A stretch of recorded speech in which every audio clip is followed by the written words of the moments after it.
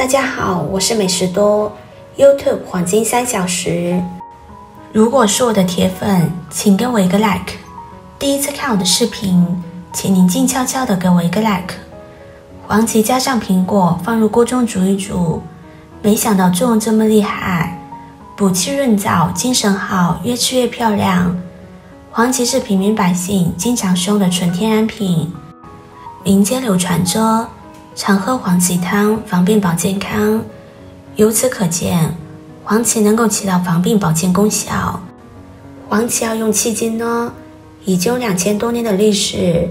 正确用黄芪能增强免疫力功能，达到保肝利尿和抗衰老的效果，同时也能抗应激、降血压和抗菌。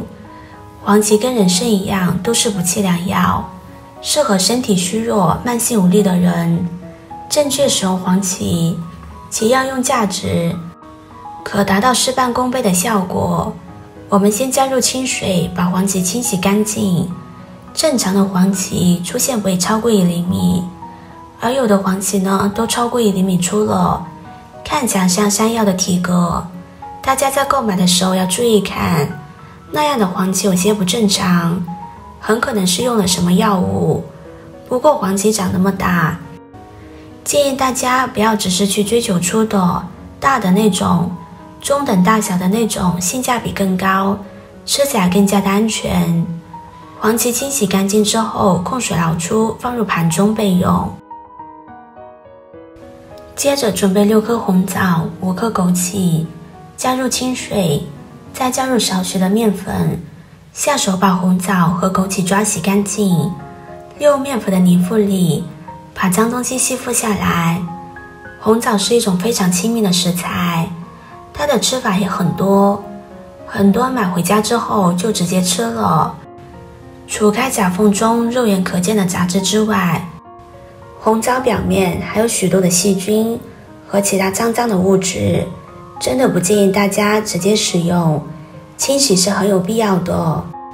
清洗干净之后，再换水多漂洗几次，把表面的面粉漂洗干净就可以。清洗干净之后，控水捞出，放入盘中。用剪子把枣核剪掉，不要。红枣果肉属于温性，而红枣核属于热性，所以呢，我们要去掉红枣核，就没有那么燥热了。民间也有句话叫做一日3枣，长生不老的说法，不知道你有没有听说过？由此可见，红枣的营养价值非常丰富，搭配红枣效果更好。剪好之后，先放在一旁备用。这时候再来清洗苹果，洗苹果也是需要技巧的，不要直接用水冲冲就算了，一定要加入食盐，再用手将它冲洗干净。因为有些不良商家呢，会在苹果表面打上一层果蜡，如果是食用蜡还好，要是工艺蜡那就坏了。因此我们在洗苹果的时候，一定要用食盐来进行搓洗，利用盐的颗粒性把表面的脏东西搓下来，并且食盐还具有消毒杀菌的作用，这样就可以把苹果清洗得很干净了。然后再用清水冲洗一下，这时的苹果可以说是非常的干净，连皮也可以放心的吃了。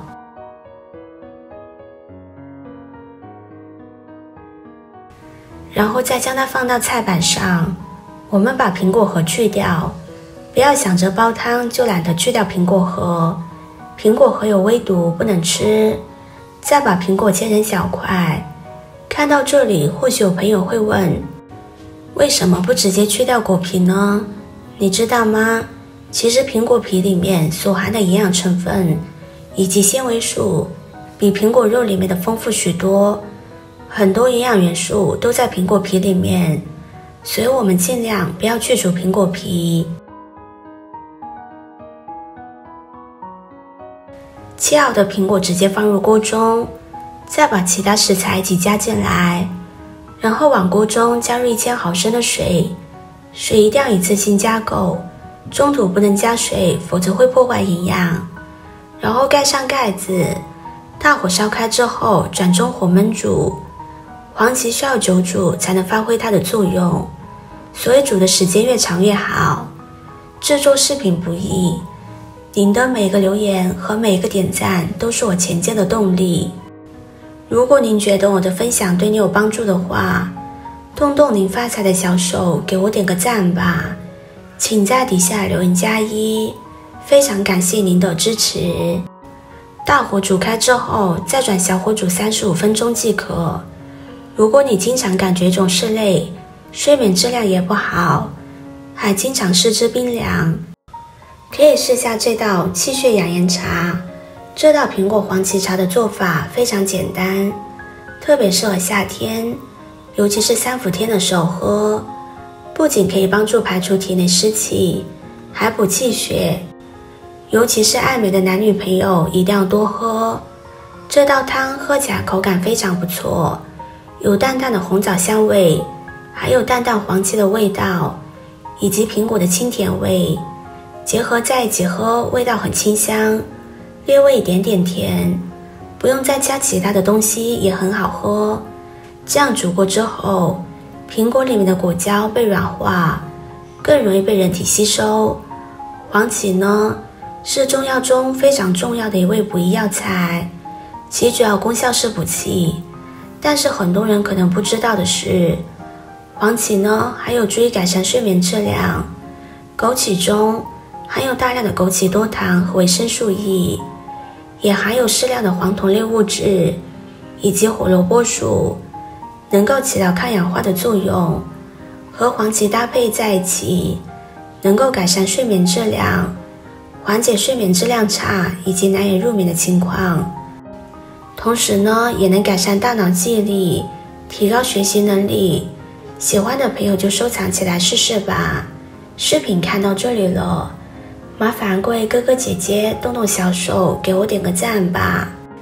点击我的头像可以看到更多的养生视频。我们下个视频见啦！